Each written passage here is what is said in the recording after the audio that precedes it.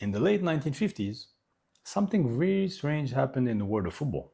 The best players on the planet didn't go to Italy, they didn't go to Spain, they didn't go to England or France or Germany. They went to South America, and a particularly one country in South America, Colombia.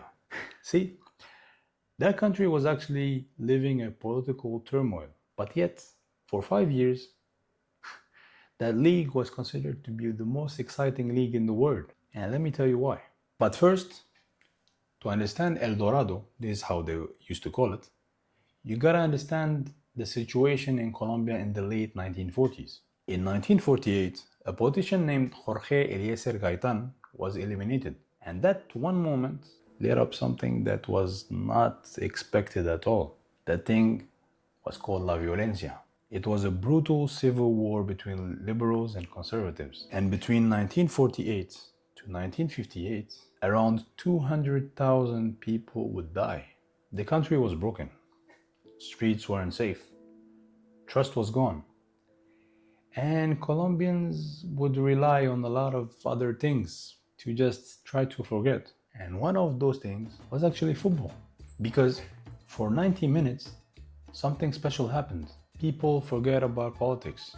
Violence stayed outside of the stadium. People were just fans. Whether they were liberals, conservatives, whatever. They didn't care. They were just there for the show. Somehow, clubs became more than clubs. Football was a way to escape the reality. And then, football chaos lined up perfectly. In Argentina, players went on a strike. They wanted better pay, so they left their clubs. The league shut down. Hundreds of elite players suddenly had nowhere to play. And at the same time, something radical happened in Colombia. In 1948, Colombian clubs broke away from the amateur federation. They created Di Mayor, the Division Mayor del Fútbol Colombiano. This wasn't just a normal league, it was a power move. At that time, it was something to defy FIFA. FIFA didn't like it.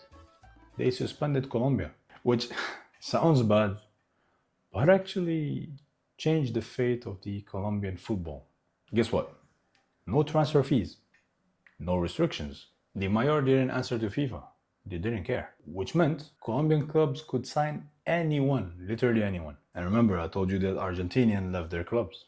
See where I'm going? Players under contract elsewhere? Didn't matter. They didn't care. And with a strong peso at that time, money started talking loud. Colombia became a football loophole. And then the stars showed up. Adolfo Pedernera, Rossi, the great Di Stéfano, all of these guys came to play in that league. Imagine that. And yeah, by the way, Di Stéfano, yeah, the same one that played in Real Madrid later, yeah, that's the same guy. Millonarios, for example, built a team so smooth, so stylish. They called it El Ballet Azul. The team was really good, playing good football. This wasn't smash and run football. Short passes, movement. I know guys, I'm wearing Atlético Nacional, but yeah, let it go. It wasn't about winning.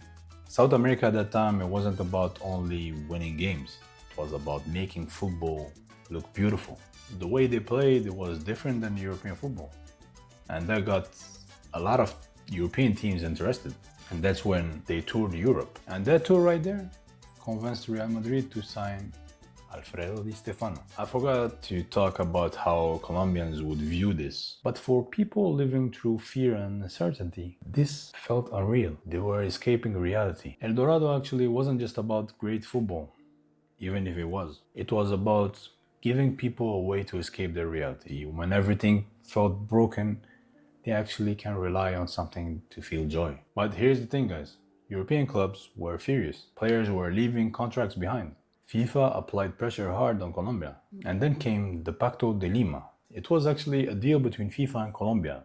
Colombia would rejoin FIFA, but only if all foreign players returned to their original clubs by 1954. Di Mayor had built a great party. For 5 years it was amazing. But FIFA decided when it ended. And in 1953, the biggest symbol of El Dorado left. And that was when Alfredo Di Stéfano left for Real Madrid. The magic started fading. By 1954, Colombia rejoined FIFA. The stars went home. and everything ended. El Dorado was just a dream that happened during 5 years, as it was over. Now you gotta tell me, that sounds familiar. Yeah, it should. Today, for example, Saudi Arabia is doing something similar, using football, money, and star to force its way into the spotlight, which is a good thing. Don't get me wrong. But here's the difference. Colombia, El Dorado was wild. No contract, improvised. They didn't care, actually. A rebellion against the system. And what Saudi Arabia is doing is calculated, legal, strategic. It was something that they decided inside of the system. Money opens the door, but only time decides who actually stays. Thank you guys for watching. Hope you liked it. See you on the next one. Assalamu alaikum.